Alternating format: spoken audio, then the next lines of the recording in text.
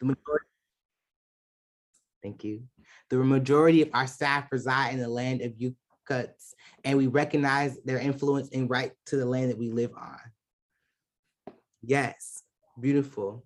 Making sure that we acknowledge the land that we are on, we are practicing, that we are living and sustaining ourselves in is indigenous land. It was purposely taken from them through very heinous ways. And we want to make sure we acknowledge that. And y'all are doing a beautiful job in the chat of putting the own land that you reside in. Beautiful. Yeah, territory, Eastern Northern Pumo. Go. Thank you. Yes, and if you are just coming in, we are using the link placed in our chat, which we can drop in there again. But you are finding the land that you are currently residing on and placing that in the chat.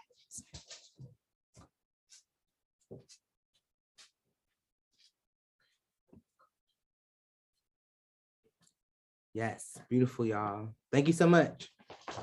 Thank you so much for taking the moment to acknowledge the land that you are on. Thank you so much for taking the moment to let us acknowledge the land that we are on.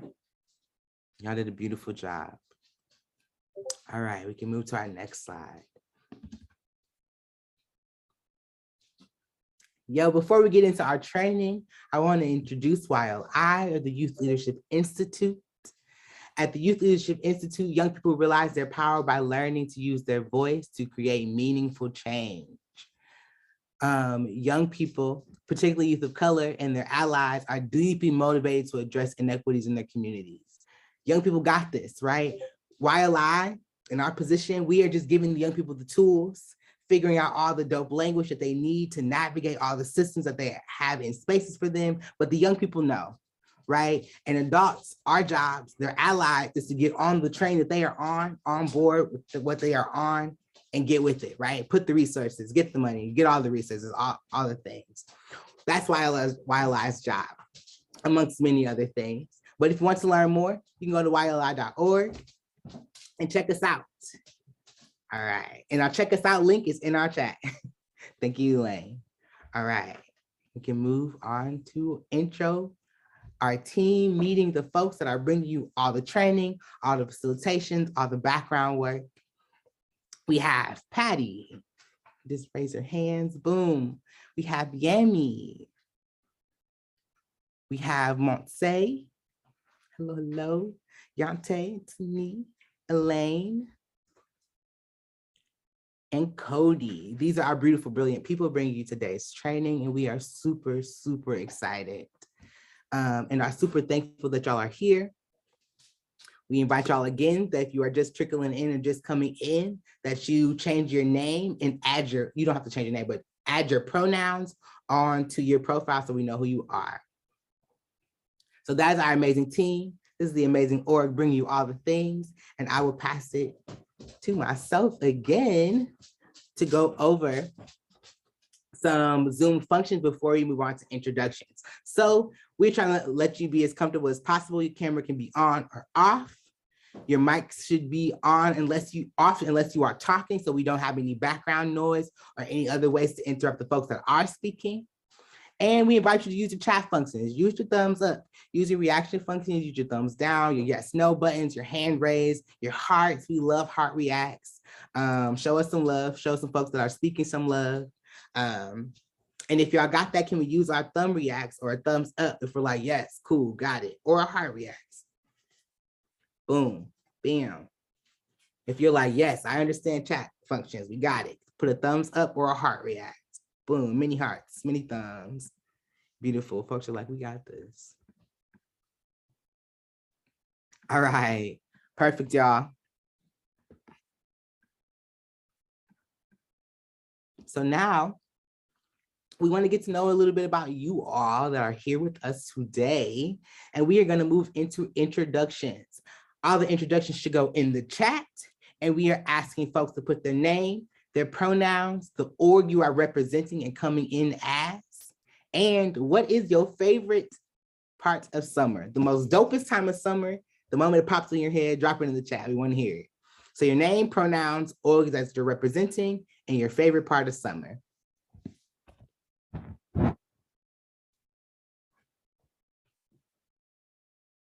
Yes, LGBT Center OC, family and friends get together. Yes, spending time, helpline youth counseling, spending time with family, enjoying taking your kids swimming lessons, summer camp, getting time to do art. Yes, camping. We all go camping at. Bonfires with friends and families, barbecues, but not burning things. There feels like a story behind that, Patty. Not a fan of warm weather. That's okay. It's okay. They, them, institute, organizing network. Yes, y'all are doing big things in the summer. Cold summer nights with the bonfire. Y'all are out here. BBQ. Yes, a lot of the homies are like BBQs, kicking it in the summer, kicking it at the beach, kicking it camping. Y'all are like fully enjoying these summer days. Perfect, y'all. Yes, we still invite you to drop what you need to drop. Name, pronouns, favorite thing in the summer, or you're representing. Perfect. Y'all are doing great. All right. Hide it from the heat, period. Kick them ACs up. All right, folks. Thank you all for indulging me and the team and putting in your favorite things in the summer, your name and pronouns. You can keep dropping those if you have them. We want to see them. But we can change to the next slide as we are going to move into community agreements. So amongst our super dope check-ins, our super dope introductions, we also want to always add in our community agreements. I want to set a reminder that this can be a tool that you engage young folks, so for them to talk about what their safety looks like and to actually put those guidelines in the space. We try to come back to these and make sure folks know them. But all in all, community agreements are the things that we abide by when we are in community with each other. So our first community agreement is take care of yourself. Camera on, camera off, get some water, take a restroom break, do what you need. We want you to be present. We also want you to feel good around the space that you have and yourself. Mute when you are not speaking. So if you are not speaking and your thing is on, your mic is on, we get all that background noise. Though we love to hear you, we want to make sure we're also prioritizing the folks that are speaking. Embrace that awkwardness. It's okay. We get moments of silence. We can sit in silence and it'd be cool. And a lot of folks are awkward and we live. We're fine. Be present to listen and to learn. Again, we want you here. We want you in our breakout groups, if we do have breakout groups that session. So be present. Take space, make space. If you are a person that likes to speak a lot, we love it. We love to hear your voice. But try to acknowledge if you're taking up too much space, to step back and allow other folks to speak. And if you are a person that's like, ooh, we're gonna stay back here and you're a little quieter, try to challenge yourself to speak up a little bit more because you know things and we also wanna hear you as well. And lastly, have fun. Come kick it with us. We wanna have fun. Your facilitators wanna have fun. We want to make this training be fun so we don't have to just sit here and be on the computer. And we'll try our hardest. We just want y'all to try our hardest as well. If we're like, yes, got that, thumbs up, heart react, yes, bam. Perfect. Thumbs up, heart reacts. Perfect, team. Thank y'all. Beautiful, beautiful. So, I want to make sure that we go over today's goals for today. Thank you. So our goals for today, after we've just done our community agreements, we know what our safety is, we know what we need in the space, we know what guidelines we have, what are we actually trying to do? So today, we will learn about environmental prevention or EP framework and strategies for change. We will practice using those environmental preventions or EP strategies. Then we'll take a moment to reflect on our current work and how it's embedded into EP and how you can embed EP or environmental prevention frameworks in your work. So I'm gonna give it over to Montse as she brings us into a community builder. Thank you all again, and I'll see y'all soon. Hi, everybody. My name is Monse, middle name Fun. So I bring you here a community builder that, I hope that it's really interactive and that we get to know each other. And it's called Get to Know You Bingo. So it has a couple of steps before we can get started here. So I'm going to have Elaine help us with sharing a link in the chat that's going to take you to a copy of your very own bingo card. So let's all do that step. Click on the link.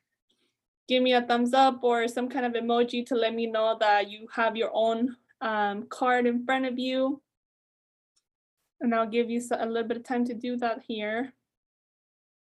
Awesome, seeing those thumbs up. Great, great. All right. So usually in bingo, you go around the room and like try to find someone that has something in common with you. But because we are in a virtual setting, I'm going to do the bingo calling now and then whatever applies to you, which is actually how you play bingo too, if you've ever gone to, those bingo places out there.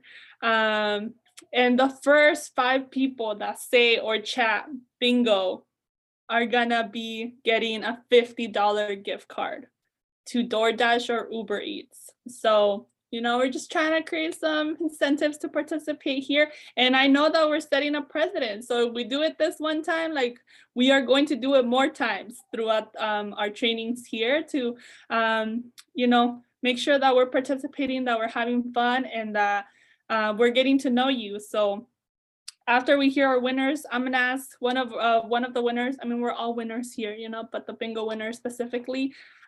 Just gonna ask you if you could share some of the things that apply to you that helped you get to bingo, so that we get to know a little bit more of you. So I'm just gonna get started. I know I'm a little bit nervous. Just the competitiveness in me is there for you, and the fact that I'm not playing. But we're gonna get started. So hopefully you all have that in front of you. And I'm just going to get started with the first one here. And it's going to be all random, and you can trust that I'm an unbiased person that has no idea where I'm going to start. I'm just going to go ahead and get us started here. So first one is, hopefully everybody has their free space. So who has been to a concert in the past 3 years? Go ahead and take a second if that applies to you. Who enjoys camping? If that applies to you, go ahead and fill that out. Who hates snakes? Online concerts due to COVID count? Yes. Thank you, Patty. Who hates snakes? Who likes cats better than dogs? If that applies to you, go ahead and mark it there. Who enjoys cooking? Making a nice meal. Grilling counts too. I don't know. Some people don't think it does, but it does. Who loves to watch sports? The Warriors made it. They totally made it. Who loves to hike or to walk? Just get out there near the sunset. Who has practiced a self-care activity this past weekend? Something that you did for yourself. Who has ever had a broken bone? Oh, we got one bingo. There's 4 more now. All right, who can play a musical instrument? Who goes by a nickname? You have a full name, but they call you something. Or we got another bingo, 2 more bingos. Okay. Who has a collection of some sort? It could be stamps, it could be anything. Who loves to travel? It doesn't have to be outside the country. It could be within your county too. Who has read a book this year? Got one more bingo. Who can speak more than one language? Who is left-handed? Who likes to dance? Oh my God, we got it. We got the first 5 bingos. It was a really, really close call there. Yes. Really, really quick. I'm only counting 1, 2, 3. Oh, 4, 5. You're right. I was just double checking your work. My bad. That is way too fast. Yeah, especially with so many people here. So if you were one of those first 5 people, which is Angel, Kazi, Loada, and Natalie. Am I counting that? 1, 2, 3, 4. And Whitney. Those are the 5 winners. Yes, please go ahead and private chat Elaine so that they can send you your card. Oh, you meant that I was counting things out way too fast. I was trying to, match that bingo energy that we have out there. So would any of the folks, Angel or Kazi or Lara or Natalie or Whitney, want to share with us what got them their bingo? Yeah, that loteria energy. I am always the one that deals the cards. Kazi, let us know. Share with us. Okay, so I got loves to hike. I actually went on a hike on Sunday. And then at the Irvine Park, how they have that little hiking area in the back. Yeah. And before I wasn't much of a sports person, but my boyfriend loves the Cowboys. So I always do Sunday football with him. So I learned to love the sport, and I got the free space. And then I do enjoy grilling, not much cooking, but I love barbecue. So I like making like the carne asadas. And I practiced a self-care activity this weekend. I did a whole like mini facial. I did like the hydrating mask and then the dermablading and everything. So that was my diagonal bingo.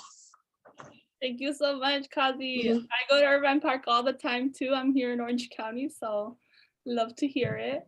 And thank you all for participating in that. And if you want to hear more about how to do this for your own group, like we are happy to share how. It gets even more competitive with young people, if you can imagine that. So definitely want to thank you all for joining us in that as well. So now I'm gonna pass it back to Yante there and calm myself down from all this. I got like secondhand hype up. I was like, oh my God, who's gonna win? Not even playing. But thank you for that game. That was super fun.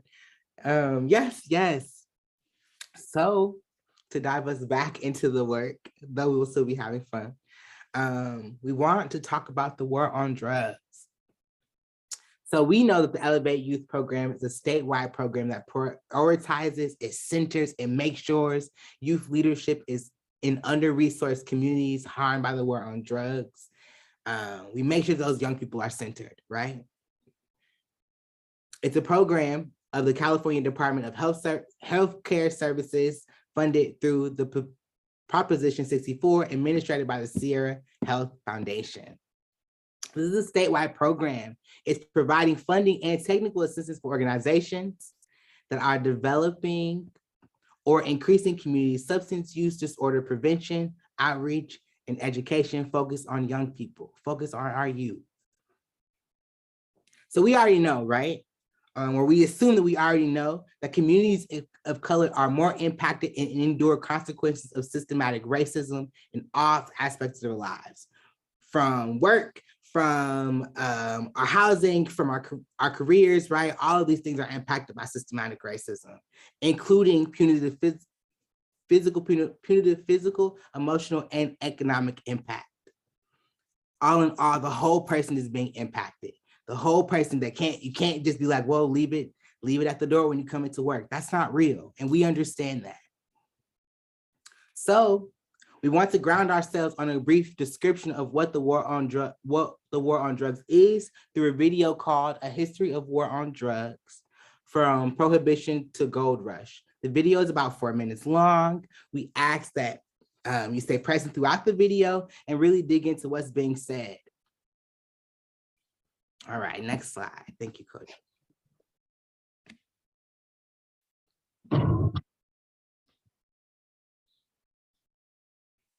In 1986, when I was coming of age, Ronald Reagan doubled down on the war on drugs that had been started by Richard Nixon in 1971. Drugs were bad, fried your brain, and drug dealers were monsters. The sole reason neighborhoods and major cities were failing. No one wanted to talk about Reaganomics and the ending of social safety nets, the defunding of schools and the loss of jobs in cities across America. Young men like me who hustled became the sole villain, and drug addicts lacked moral fortitude. In the 1990s, incarceration rates in the US blew up. Today, we imprison more people than any other country in the world: China, Russia, Iran, Cuba. All countries we consider autocratic and repressive. Yeah, more than them. Judges' hands were tied by tough on crime laws, and they were forced to hand out mandatory life sentences for simple possession and low-level drug sales. My home state of New York started this with Rockefeller laws. Then the feds made distinctions between people who sold powder cocaine and crack cocaine, even though they were the same drug. Only difference is how you take it. And even though white people used and sold crack more than black people, somehow it was black people who went to prison. The media ignored actual data to this day. Crack is still talked about as a black problem. The NYPD raided our Brooklyn neighborhoods while Manhattan bankers openly used coke with impunity. The war on drugs exploded the US prison population disproportionately, locking away Black and Latinos. Our prison population grew more than 900%. When the war on drugs began in 1971, our prison population was 200,000. Today it is over 2 million. Long after the crack era ended, we continued our war on drugs. There were more than 1.5 million drug arrests in 2014. More than 80% were for possession only. Almost half were for marijuana. People are finally talking about treating addiction to harder drugs as a health crisis, but there's no compassionate language about drug dealers. Unless, of course, we're talking about places like Colorado, whose state economy got a huge boost by the above-ground marijuana industry. A few states south in Louisiana, they're still handing out mandatory sentences for people who sell weed. Despite a booming and celebrated 50 billion legal marijuana industry, most states still disproportionately hand out mandatory sentences to Black and Latinos with drug cases. If you're entrepreneurial and live in one of the many states that are passing legalized laws, you may still face barriers participating in the above ground economy. Venture capitalists migrate to these states to open multi-billion-dollar operations, but former felons can't open a dispensary. Lots of times those felonies were drug charges, caught by poor people who sold drugs for a living, but now prohibited from participating in one of the fastest growing economies. Got it? In states like New York, where holding marijuana is no longer grounds for arrest, police issue possession citations in Black and Latino neighborhoods at a far higher rate than other neighborhoods. Kids in Crown Heights are constantly stopped and ticketed for trees. Kids at dorms in Columbia, where rates of marijuana use are equal to or worse than those in the hood, are never targeted or ticketed. Rates of drug use are as high as they were when Nixon declared the so-called war in 1971. 45 years later, it's time to rethink our policies and laws. The war on drugs is an epic fail.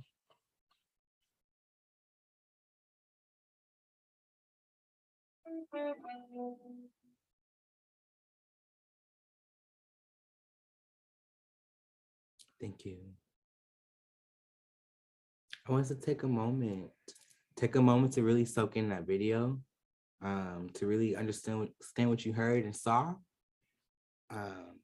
Right, snapping, yes, that video goes hard.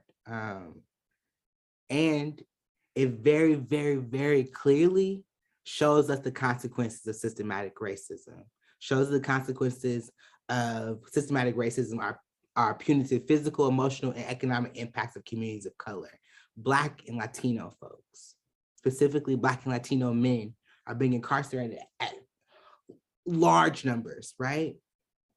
And stay incarcerated for very, very long time, for charges just in California, just in the spaces that you live in, right? Where white folks own the same businesses, and are profiting, making billions and millions of dollars, that people are being incarcerated for the same thing. Young people know this already. Young people are the ones being mostly impacted. What we did not hear are the numbers that all those Black and brown bodies in there, how much of them and how many of them are young, 18, below 25, right? These are young boys being confined and being incarcerated into a very purposeful system. I want to make it super, super clear that this is very intentional, right? From school to prison pipeline to young folks being suspended, like all of it is connected. So now that clearly see the consequences, and we clearly understand the consequences of systematic racism, how it is punitive and it affects physical, emotional, spiritual, economically, impacts people of color. Our work today will vary across states. It will look different, but at the center of it, we are building youth power. We are building youth power because young folks already know these problems. Young folks already know their family members are being incarcerated. Young people are the ones being incarcerated, right? And so it is our job to build their power. So because they are at the center of change, because young people are the center of anything that moves, right? We know that change happens when youth are at the decision-making tables. So that when they are not asked last minute to be brought onto anything, when they know from the start to finish how the process is going to go, when they are there, young people are able to make those decisions. And they need to be making it at policy-making tables in order to have a say in substance use disorder prevention. So we know that young people know all these things are already happening in their communities. The table that they need to be in are the ones that change policy. And that's our job. So I'm going to hand it to Monse so they can lead us through the next section as we discuss public health efforts to address the war on drugs. To really, really inform our young people, we have to really, really inform y'all. Cool? All right, Monse. Yeah, thank you so much for that background on war on drugs, Yante. I think one of the most detrimental outcomes of the war on drugs and why I think it's an epic fail is definitely it made like addiction and crime and any kind of like health compromising behavior at the fall of the individual. And like that did a lot of harm. So even things like mental health was at the hands of the individual, or you're having problems because of the choices that you're making. And it took away the perspective of like, hey, there's a whole community there, there's a whole lot of laws there, there's a whole lot of messages, there's a whole lot of social norms that are being formed that inform our decisions and that inform young people's decisions. And that I love public health, and I think it's one of the best frameworks that is going to help us kind of undo that, and that is helping us undo that and think about more of our collective responsibility when it comes to building a healthy environment. And that it's a whole lot more than just access to healthcare, as we'll see in a little bit. And there's a lot of things that influence our environment, you know, and one of those things are the social determinants of health. And by show of emojis, like who's familiar with that term already, or that concept, that framework of the social determinants of health? Awesome. I see the thumbs. Yep. And for those of us that may not be familiar or want a refresher, I have this little video as well that we're gonna click play right now and give it a watch.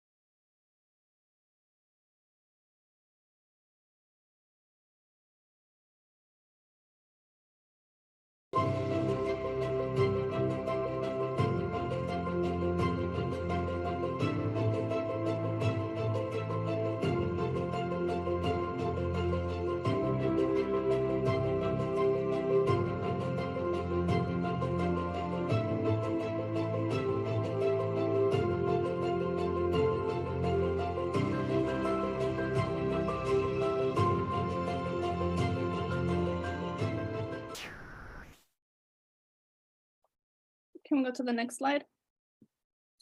So with that video, it really outlined the 5 kind of official social determinants of health that, you know, that even the CDC has determined, which is economic stability. And under that, like, We want to provide everyone an opportunity to not be financially stressed, to not have to worry about and have their needs met, and then a social and community context. And I think a lot of the ways that the war on drug really criminalized Black and Brown communities, we have to undo that. And like it's a big job, but it's an opportunity to really build the social and community context that we actually need to grow, that the communities are there, that our communities are seen as assets, and that we are able to thrive in them. The neighborhood and built environment, there's communities of color have less lighting in their communities. So what does that mean at night when families are working late and have to come home, and we need that infrastructure to be there to be able to be healthy. And then healthcare access and quality, everyone being able to have access to a primary care doctor to make those visits and have that be quality care, for Medi-Cal to not be just like, okay, everyone has access now, for that to actually be quality, culturally competent, and something that folks can truly take advantage of, and that they deserve. And education access and quality, being able to have those educational opportunities, to be able to not put everyone in this one way of being able to access education. Like there are many ways, there are many opportunities in many times of our lives to be able to support our young people and ourselves into making sure that our education is affordable, and that we don't end up with like a lot of college debt as well. But these 5 social determinants of health are really what we're going to focus on. And I truly believe that all of us here are doing something toward these social determinants of health, and making sure that our projects and our activities and the ways that we're thinking about our work plans actually make a dent into making sure that the social determinants of health are there. Can we go to the next slide?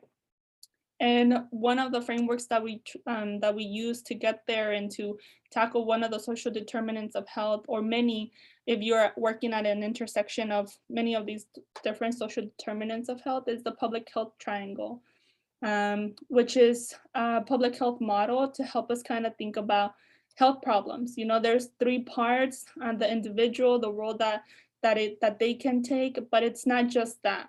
And like I think the public health triangle is one of the first tools that was able to kind of get us to say, like, what else is out there then, if not just the individual's responsibility to do X, Y, and Z.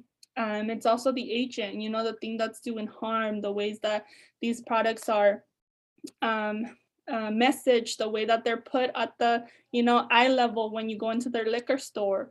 And for purposes of our training today, or at least my section here, really going to focus in on substance use and alcohol and other drugs, and the ways that these frameworks can really help us think about outside of the individual's responsibility. But I'll say this, that I've used the public health model and the model that I'm going to talk next for many other issue areas, whether it's transportation or housing or mental health or any of the issue areas that are important to young people. You can apply these models to kind of expand our thinking about what is actually happening in the community.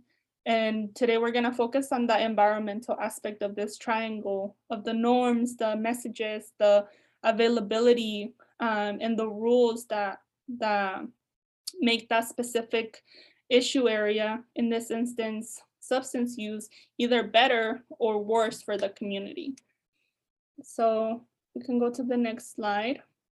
So what does prevention actually mean to you? And with the Mentimeter link on the chat that's gonna appear soon, just wanna hear your thoughts and hear what comes to mind when you hear the word prevention. And I'll give you some time to do that.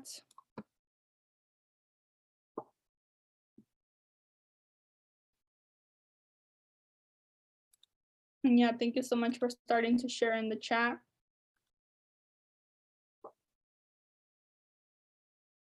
And with this Mentimeter, we'll start to see what all of us are collectively thinking.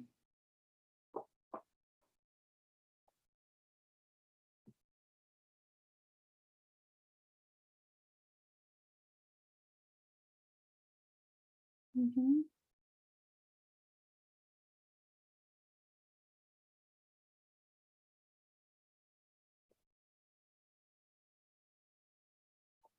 A lot of your chat responses are matching the Mentimeter as well.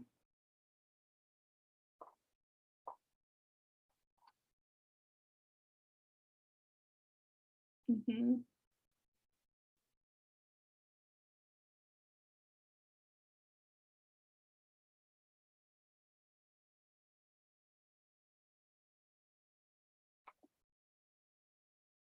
Yes.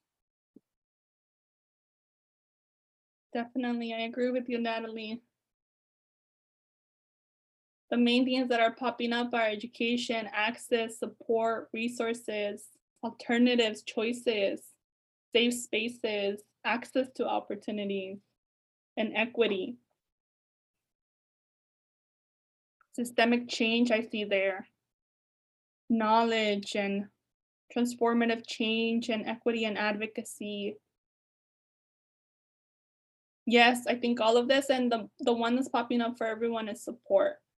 And I think when I think of prevention is like, how do we get them to not even do the thing, you know, to like be informed enough and to be aware enough of the conditions of the community to make choices and to have agency to be able to make decisions that are going to benefit their health in the long term. And it's a big responsibility to get there before that. And I think that's why it's so important that we work with young people, because we get a little bit closer to fully realizing prevention in many different ways. And it does look like support. And support can look like many different ways, like you all named, through resources, through education, through access, and of course, by making sure that the healthy choice is the easy choice, definitely. All right, thank you so much, everybody, for joining me in that Mentimeter. And I'm really excited that we're all on the same page and that we're moving forward with a common understanding of what prevention really means to us. Go to the next slide. So the definition of prevention that we're working with here is that environmental prevention really focuses on our physical, social, political environment that influences a person's behavior. So now it's not just about what is the person doing, it's really taking accountability for the physical, the social, and the political environments that are there, whether those are community conditions, systems, institutions, or structures that are influencing the person's behavior. And it recognizes that decision about healthy and unhealthy behaviors is not just a matter of education and personal choice. And environmental prevention has been an evidence-based model that has been utilized for a very long time to be able to create those interventions, and even before interventions, create programs to prevent young people, again, not just in the substance use world, which has been the most beneficial, I would say, but also in other ones. And I do invite you all folks to whatever issue that you're thinking about to try out environmental prevention and see how that plays out in within the work that you're doing. So can we go to the next slide? With environmental prevention, there's four core strategies that we want to focus on. One is social and cultural norms, media messages, laws and policies, and access and availability. I always remember this by actually MAPS, the acronym MAPS: messages, access, policy, and social norms. And I'll go through each one of these strategies in the next slide. One of them is social and cultural norms. When specific to substance use, these are considered expected and typical behaviors in families, neighborhoods, schools, communities, that we just expect either young people, especially at the time in their teenage lives, social and cultural norms are really important. They're forming their own thoughts about what is acceptable in my community, what is not acceptable in my community, what is acceptable in my family, what is not acceptable in my family, and they learn, So the media messages as well, and what are they seeing in TV, radio, billboards, movies, magazines, And social media, I would put it in capital letters as well, especially for young people, with so many platforms that and so much time that they're spending in social media that shapes their attitudes, their norms, their beliefs about acceptable and unacceptable behavior. And it's not just print now, you know, it's a lot of the social media. And can we go to the next slide? And the policies, you know, policies are there to be enforced either by families, by law enforcement, by schools, by businesses, by lawyers, and where and when these behaviors are acceptable or not. And access and availability is the degree to which, in this instance, alcohol or a service or an environment is accessible by as many people as possible.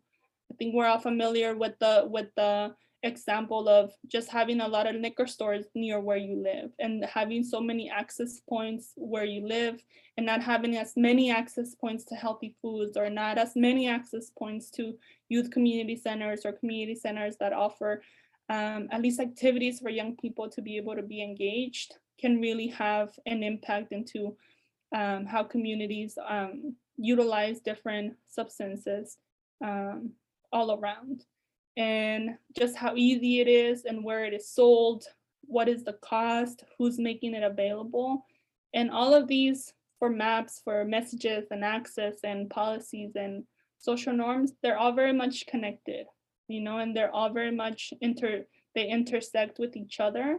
And I think of policy as something that can really change access, that can really change messages, that can really change social norms. And I'm sure that all of you in this room also have examples of the ways that that has happened, and we'll go more in depth about it as well. So I'll take a pause there.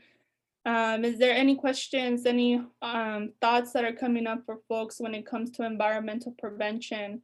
I'll give you a couple minutes to see if there's anything popping up for anybody.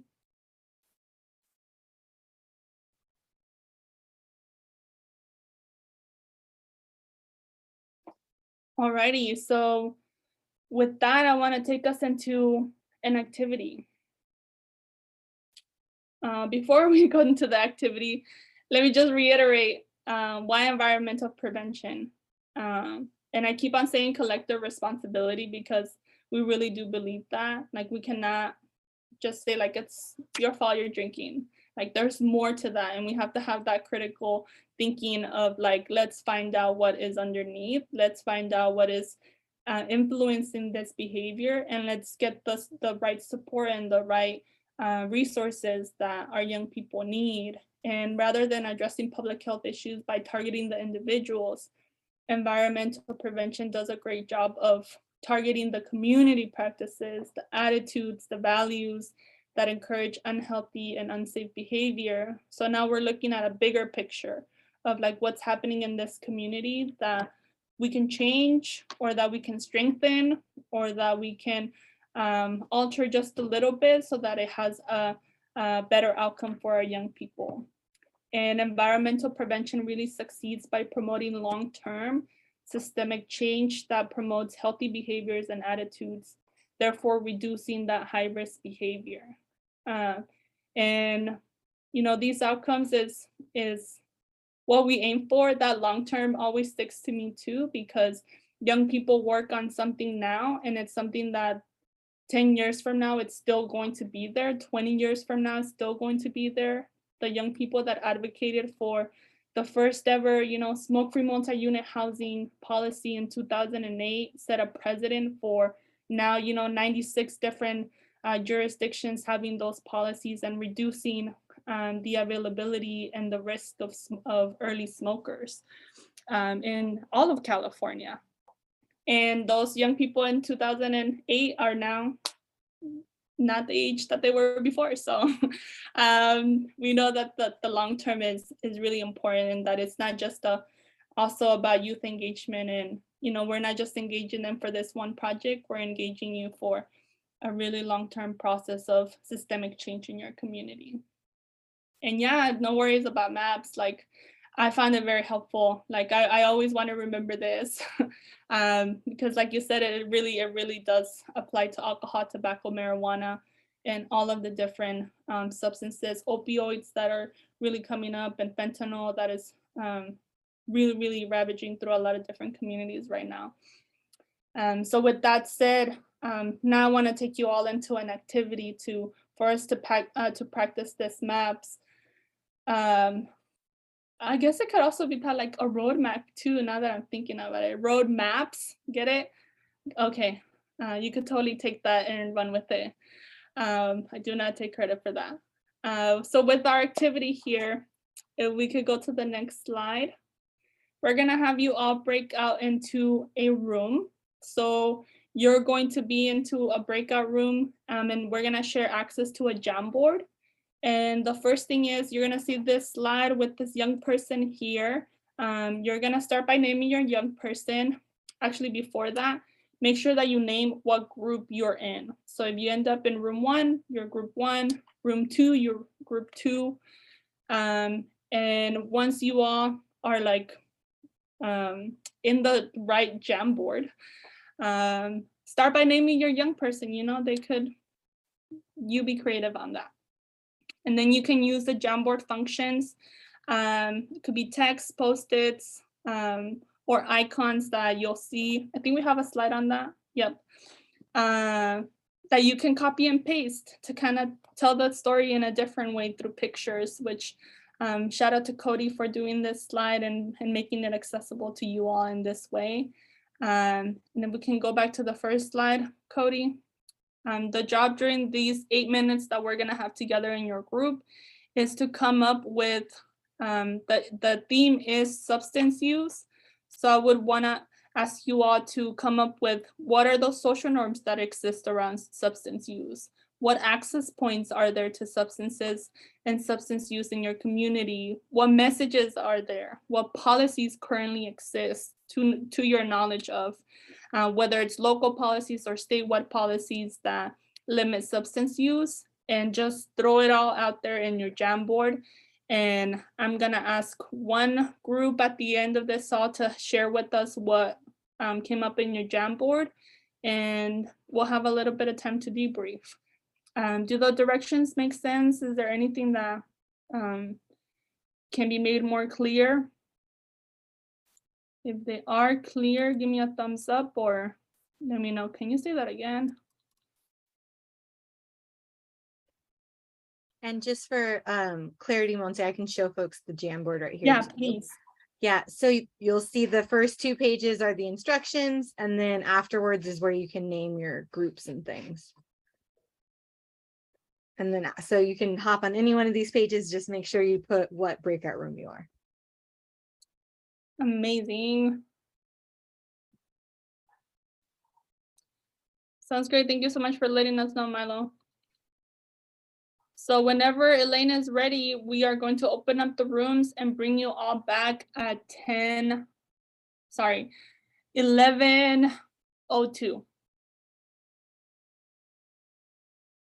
It looks like everybody's back. I think so.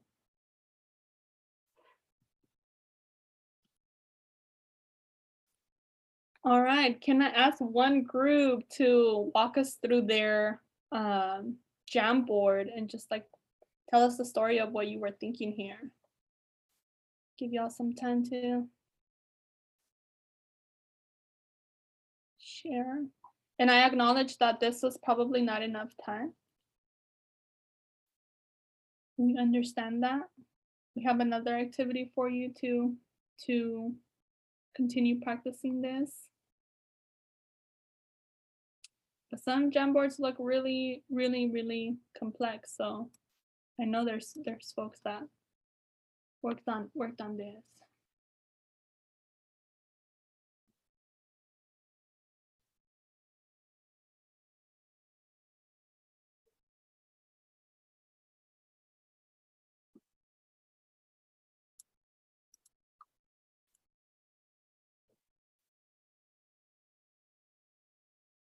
Maybe I can call on, can you go back to group 4 there? Is there anybody from group 4 that can help us that wants to share their Jamboard?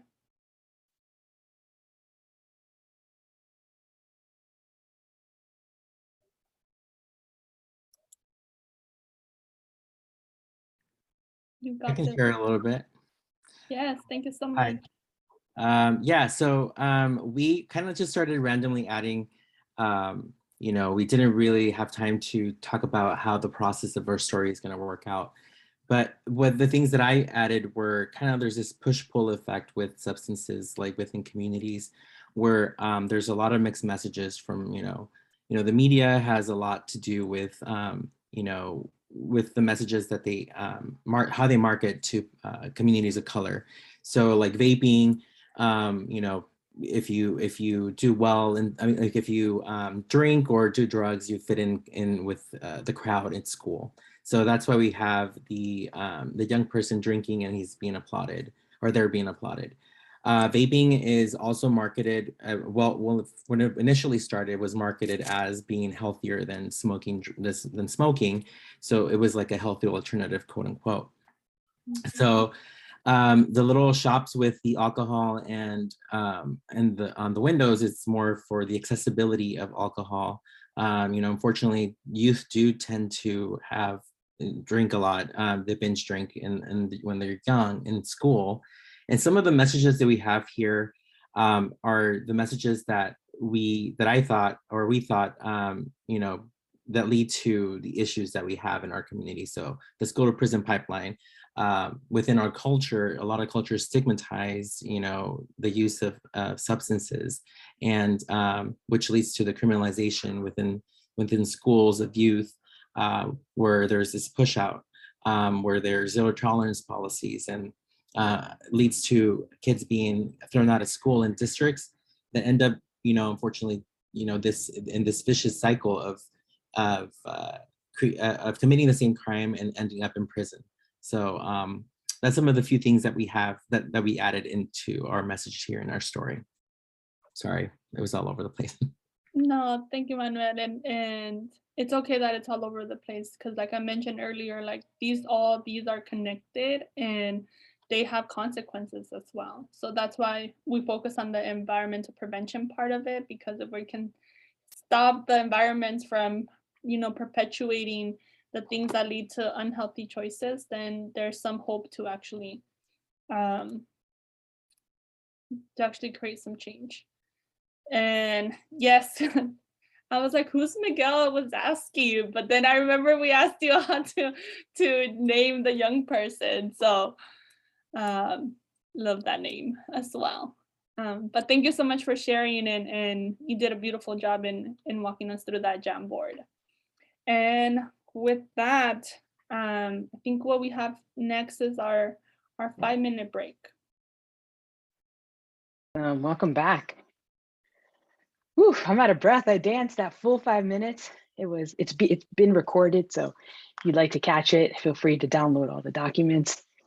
But whoo, man, dancing for 5 minutes, like completely out of breath. So let me get myself together here. But there was moves were made, and hope you enjoyed your break. Got some water, something to eat, and we'll jump in. So we did want to bring it back to, we've talked about the war on drugs. We have talked about public health. We have talked about moving the onus from the individual and really thinking about the environment that impacts folks' choices.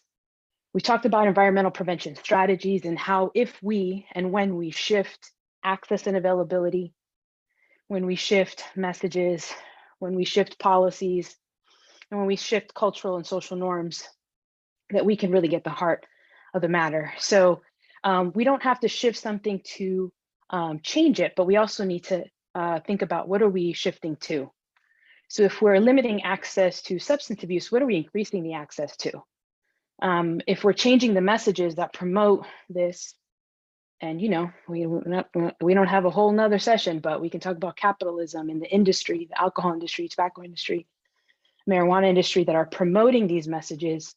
If we decrease those, what are we actually doing on the other side of that? So when you're thinking about environmental prevention, strategies, one of the things we've done with young people as you think about your ideal community is what do we need to shift, but what are we replacing it with? What are we redefining it with? So we do have an activity on this next one, and we'll break up into groups of 5 people. So you have done an incredible job of joining your groups as soon as we do the breakout. So way to go, because those folks are waiting for you.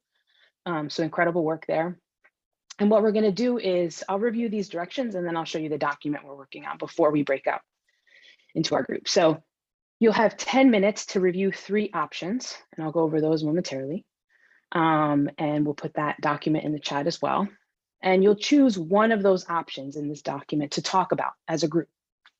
Just confer, figure out which one you want to work with. And you'll notice that some of the examples are filled out in the document and some are not. So I'm asking you to fill out whatever option you choose to fill out the empty spots. So let me show you an example. We're going to pull one up here on the document that you're seeing. So you're seeing what I'm talking about before you break out into groups. And Elaine, thank you so much for dropping that link.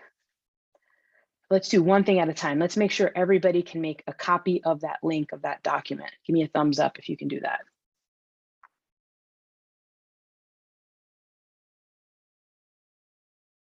Awesome. Can you reach out the link, Elaine, just in case anybody joined a little bit later? Great. So everybody can make a copy of that document. Fantastic. Okay, cool. So let's just use this first example. Your work is addressing a variety of ways and issues around substance abuse, but I wanted to give you, let's go through option 1 first. This is on page 1. And the focus area here of this youth group, that is an Elevate youth group, and team, is to really think about restorative justice activities to mitigate trauma caused by the war on drugs. That is what the focus area has been for these young folks and these adult allies. So what we want to do is break down messages, access, social norms, and policies in our current reality. So for example, our current reality might be that there is no current restorative justice activities in place in our community. That might be our current reality. Social norms in our current reality might be like youth need to follow the rules, and if they don't, there's consequences. That might just be a norm in our community. And I want you to think about the antidote, right? This is the remedy or the other agent used to neutralize and counteract the effects of a poison. In this case, we're talking about racism, right? When we think about the war on drugs and where we've got to today, we're also addressing that in our work every single day. So I filled out different examples of how we would address what's the antidote to this. So for example, on messages, one of the things that I would love to see if this was a focus area is messages throughout the community that communicate the critical nature of restorative justice activities to mitigate the trauma caused by the war on drugs. So it would be everywhere. I'd look around and it would be on the billboards, it would be in the newspaper, it would be on the socials, and that would be really change the environment. So, and I've given you some example policy campaigns that you could pursue. These are not the only ones. These are just examples to get you thinking. So if you guide with your group and you're like, all right, let's work on number 1, you would have to fill out these empty boxes. Are the directions clear? Cool. We have a second option. Thanks, Cody, for scrolling. We did a second option. If we don't mind moving that down one. Thank you. Increasing youth civic engagement to mitigate the trauma caused by war on drugs. You all are doing that in a variety of ways throughout your communities. So we gave you some examples, and again, really focused in on some of these policy campaigns that can be pursued. And the third example we gave you, if you don't mind scrolling, is deepening cultural connections, restorative justice, career development, and promoting holistic health. Many of you say, if we do these things, we will actually have an impact on substance abuse, substance use in our community. So again, thinking about what is our current reality and brainstorm with your folks. We're all coming from different spots in California, so that might also impact our current reality. That's cool, bring it into the space. And then fill out the antidote. What is our response to this? What are we going to do with young people as a result? Okay, cool. We're going to invite you to do that over the next 10 minutes with your people. We're going to break you up into those groups. Make sure you have this template and access to it. take notes in it, feel free to do that because you've made a copy, so you can do that. And we'll give you 10 minutes. And then when we come back, we'd love to hear from a few of you. What did you learn? What did you do? What happened in your groups? Cool. We'll get that going now. Hope you enjoy your time with your people. What's up, everybody? Welcome back. Folks are just leaving, exiting their breakout rooms. We'll give folks a minute to just return. Good to see you back. Thank you for being here.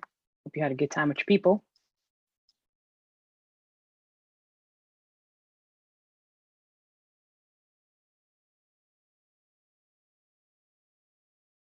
Woo, welcome back. Time flies when you're having fun. I hope you had great conversations with your people. I am like super eager to hear how it went. What did you learn? What happened? And I do want to invite a few folks maybe to share if that's okay. Now is your time to shine. It is your moment. Kimberly, is your moment.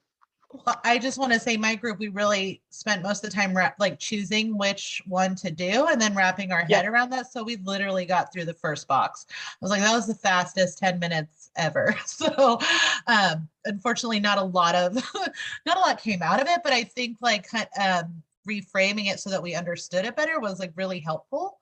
At least could be a very helpful tool as we move forward in this project. Awesome, great. So hard to choose because you're probably all like, all of these choices are fantastic.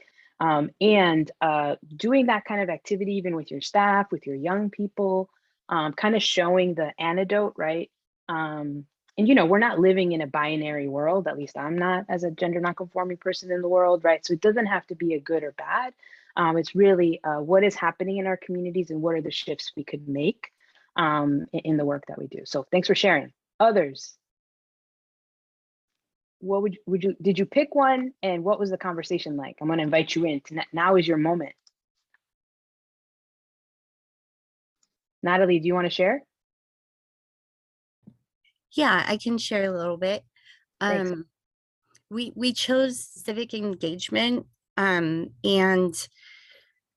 in my community, and it sounds like in Omar's as well. Well, first of all, so we do work in the juvenile hall, and a lot of community engagement is looked at as a punitive thing rather than a way to connect to the community in a positive way and feel like they're a part of the community.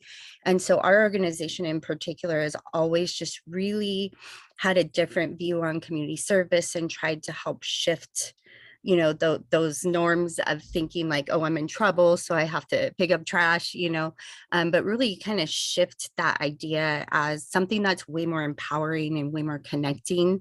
But I guess one of the challenges Omar and I got to talk about was it's really hard to connect on the school level as an organization. So schools are have very high institutional walls, at least in our area.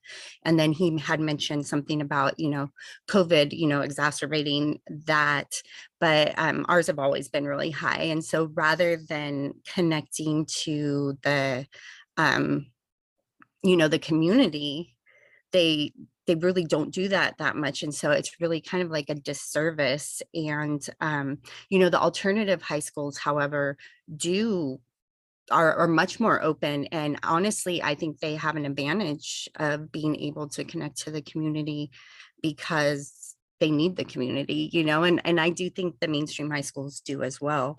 But one of the kind of the antidotes, again, is just kind of shifting that view. And, you know, when the young people are connected to their community in a positive way, they're less likely, you know, to commit certain types of crimes because they don't feel connected, you know, and then also they get a sense of pride and, yeah, so it's just really re-looking at it, but also this grant, I mean, a grant that's social justice.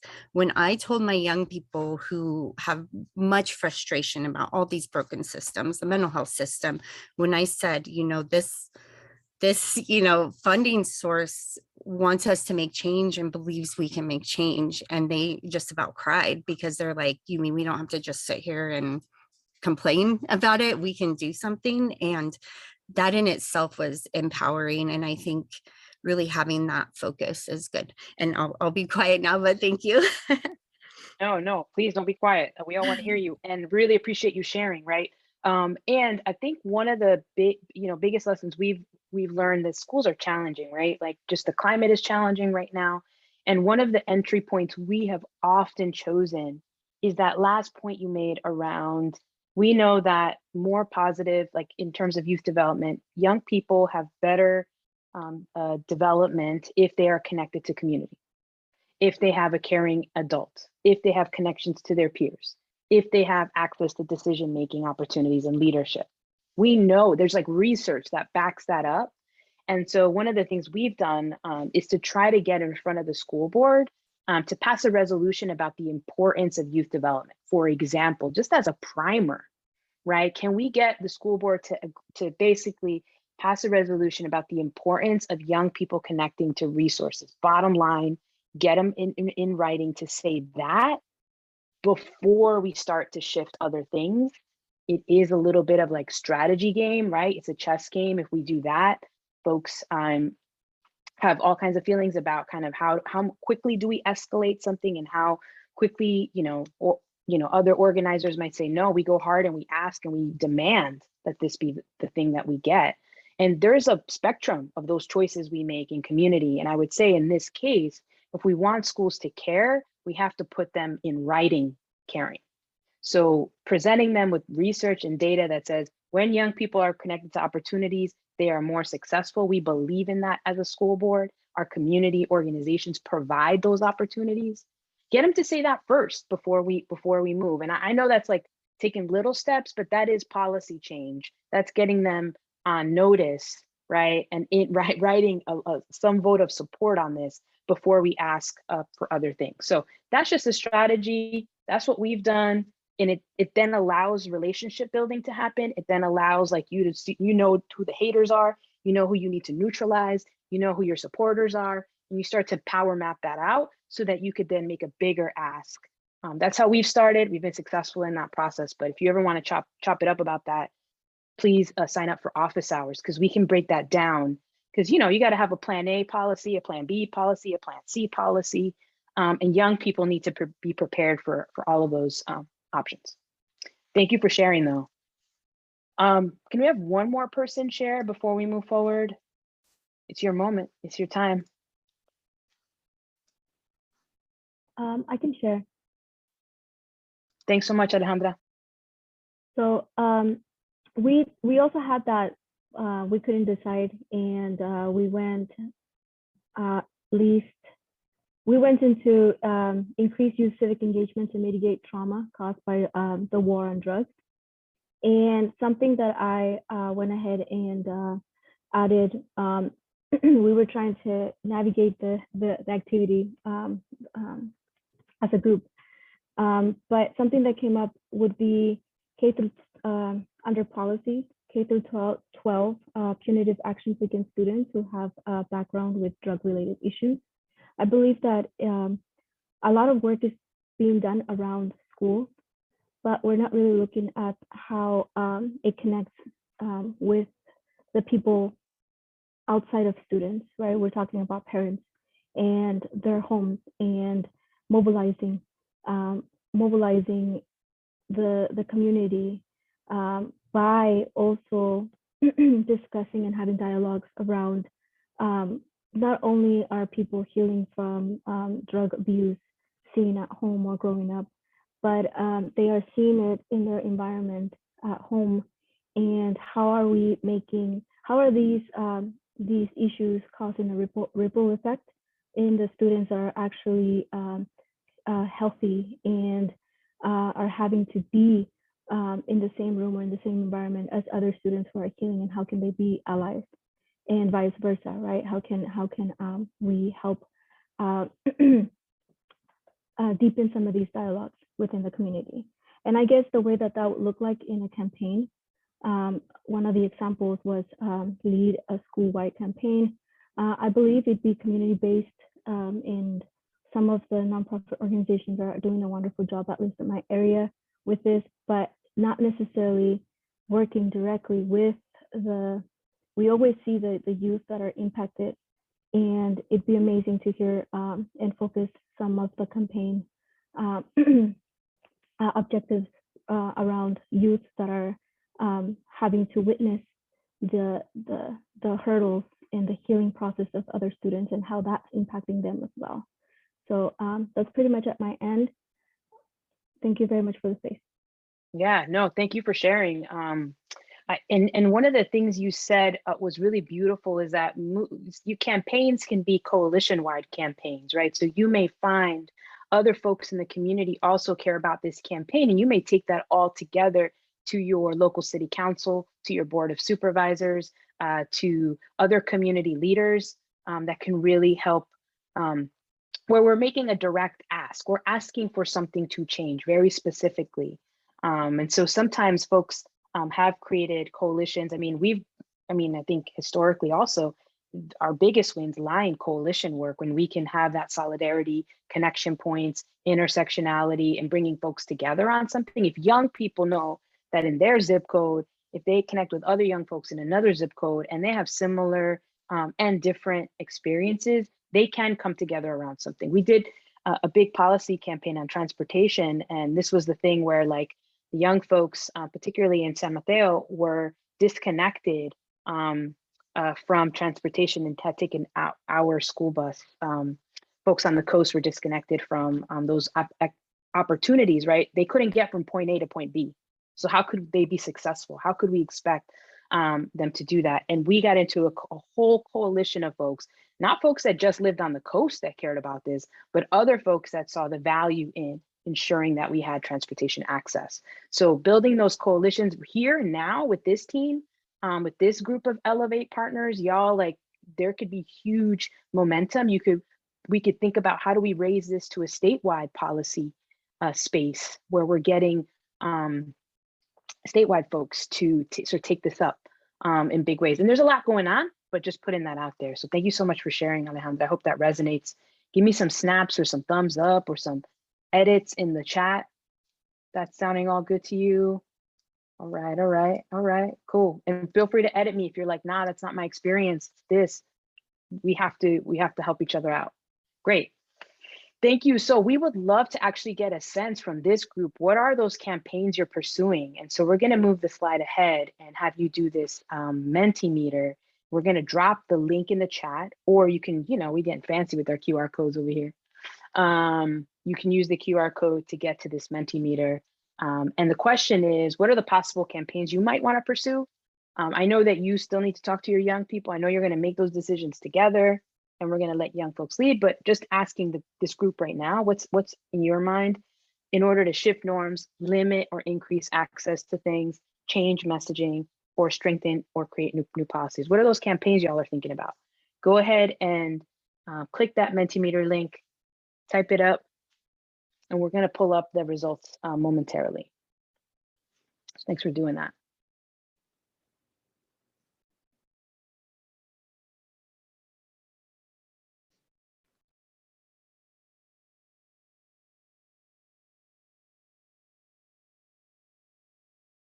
Cool. So you see your folks are coming in with safe use strategies. So there's model policies for that across the country. We can take a look at and think about focus groups. So talking to folks about how do we shift these things, decreasing advertising of substances. I'll tell you a story about that when we're done.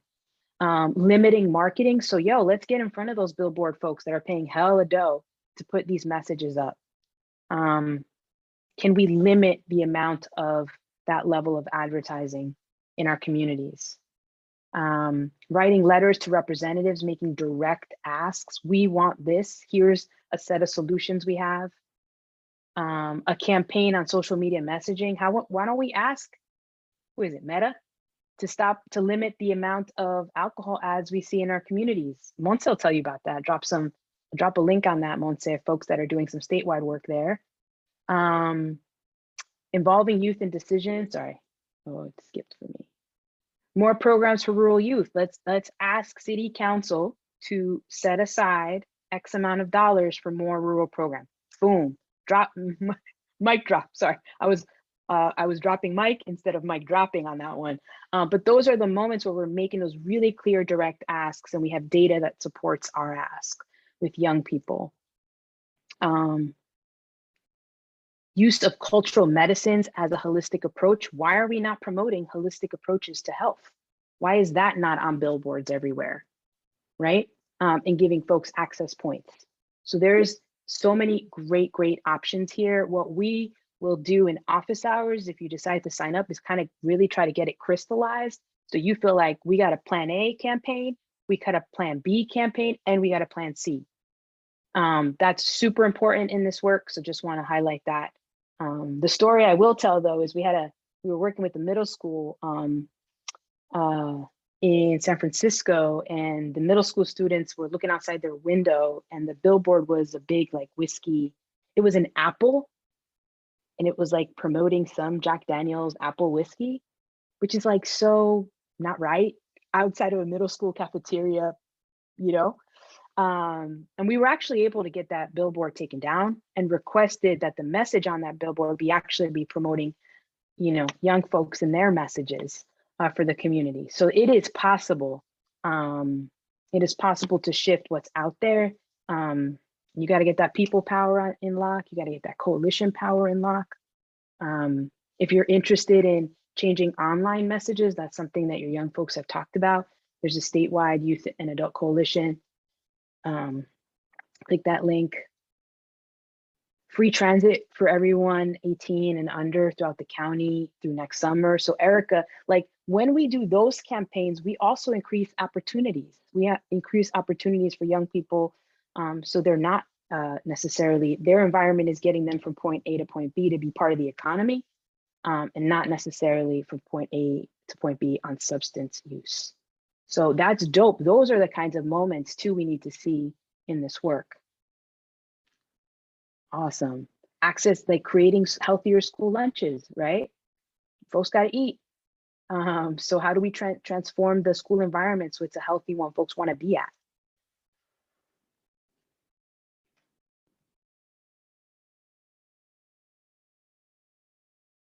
Social and emotional awareness campaigns to cope with mental health challenges. Yeah, let's ask City Council, the Board of Supervisors, or the school board for money to ensure that we have constant messaging around the importance of social and emotional awareness and connection to access points. Let's ask for that, right? Like that's because we know we need it. We know we need to flip the messages. We know we need to flip the access. We know we need to flip the policies. And the social and cultural norms. Cool. All right. Well, I'm so appreciative of these beautiful ideas you have. I know that you're going to be talking to your young people about this. Have a plan A, have a plan B, and have a plan C. If you leave with nothing today, I hope that that is what you leave with. So you're like, you know, real deal Holyfield policy campaign you want to pursue, your medium, and you're a more entry level. If you think about it that way, then you can map out what are the options for that. Again, office hours, we got you. So if you want to map those out with us, we can do that with you. But great work. Give it up one time for yourselves. Un aplauso. Let's go. Look at you doing the thing. Good. We are all impacting the war on drugs right now in this moment. We are doing that, and we're going to continue to do that.